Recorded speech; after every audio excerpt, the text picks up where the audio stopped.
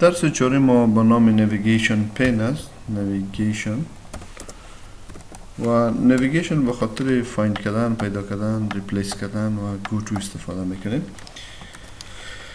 صفحه ورد اوپن میکنیم و اینجا یک داکیومنت اوپن میکنیم. اینجا ریسنت داکیومنت هایی که ما استفاده کردیم، مثلا این رو ما استفاده کرده بودم. چک کنید وقتی که ما صفحه رو باز کردیم این نویگیشن پین اینجا است. حالا اینجا اگه ما نباشه از شما میتونید در قسمت ویو رفتن نویگیشن پین از اینجا پیدا کنید. سوسه بزنید پیدا میشه. پس که سوسهش پاس کنید گم میشه. یا میتونید در قسمت هوم تاب باشین برین در قسمت فایند. این فایند کلیک کنید نویگیشن پین بر شما میاد. اول سه اینجا نویگیشن پین چی است؟ نویگیشن به این معنا که در داکیومنت اگر 100 صفحه 200 صفحه 500 صفحه است نویگیشن بر داستانی اونجا ببرم. مثلا ما در اینجا تا سایل میکنم کجا برم صفحه چند هستم.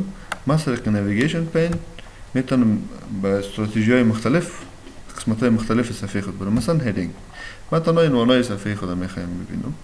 نویگیشن پین هیدینگ بین مثلا این اینترودکشن یا definition of employees میخوایم بیارم یا میخوایم که employment policies بدون از اینکه ما اینجا سرچ کنم.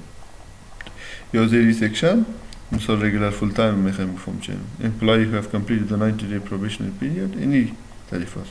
اینجا میتونم این سیکشن رو کم کنم بگم من در این سیکشن کار ندارم. در این سیکشن نیو employee orientation یا رو کم کنم یا سیکشن 4 اینا رو میتونم از طریق ازی کم کنم یا لیستش مکمل نشون میدم. مثلا اوور تایم یعنی چی.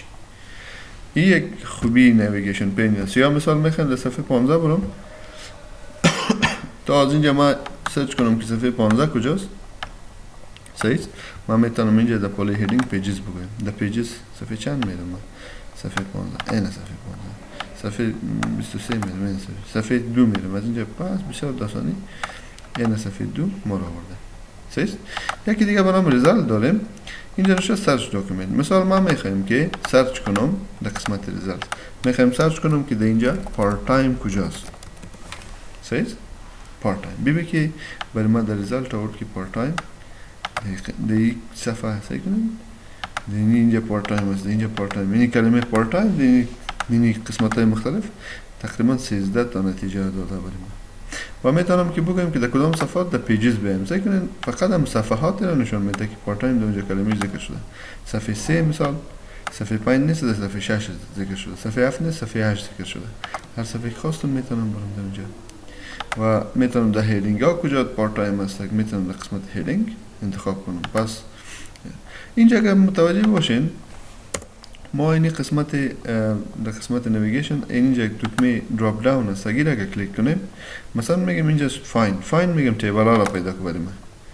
تمام تیبل ها را انسان میگه دو تا تیبل در کدام صفحه صفحه 20 و صفحه 22 این یک تیبل است. در هیدینگ تیبل دار ما در اینجا است در benefits and services در پیج در ریزالت. صحیح.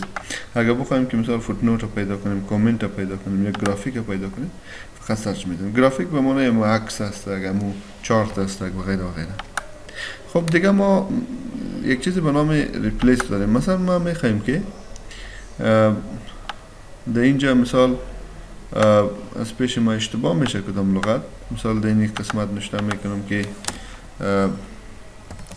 افغانستان نشته میکنم. صحیح. از پیش ما غلط شده. باز امکان داره افغانستان چندین جای اشتباه شده باشه. اول میگم که find یا میرم در قسمت اینجا میگم ریپلیس تغییر بده. چی رو تغییر بده؟ میگم افغانستان تغییر بده با کلمه افغانستان درست. صحیح. اول find میگی پیدا کرد. اگر ریپلیس بگی افغانستان ریپلیس میشه. اگر بیشتر از یک تا باشه کلش ریپلیس آل میگن شما. صحیح است؟ ریپلیس آل کی بگی؟ find what افغانستان رو پیدا کن replace with افغانستان. yes وظیفه ریپلیس. و دیگه است مثال go to یعنی رفتن به. مثال اینجا go to کجا؟ go to line مثلا من میگم در صفحه 15 برا go to برا به صفحه 15 این صفحه 15 است. اگر بگیم در لاین مثلا در لاین 34 برا go to کرسر ما در لاین 34 در اینجا میره. صحیح است؟ در سیکشن میره در بوک مارک میره در کامنت میره در فوتنوت میره در پیج میره. فقط اینجا نشته میکنه که صفحه مثال 12 برا go to این صفحه 12. مثلا در صفحه 12 کجا برای در خط 25 میشه کار دارم من. اینجا میگه که go to line خط 25 بوده، خط 25. خب ای بود go to و ای بود نویگیشن پن ما. درستم که فهمیده باشه. از اینجا میتونید سایز خود کنید، کلوز کنید، موو کنید، از اینجا انتقال بتیشه در این قسمت یا پس میدید این قسمت سایز اینجا کلوز میتونید. پس اگر گم شد میتونید از طریق ویو نویگیشن شما پیدا کنید.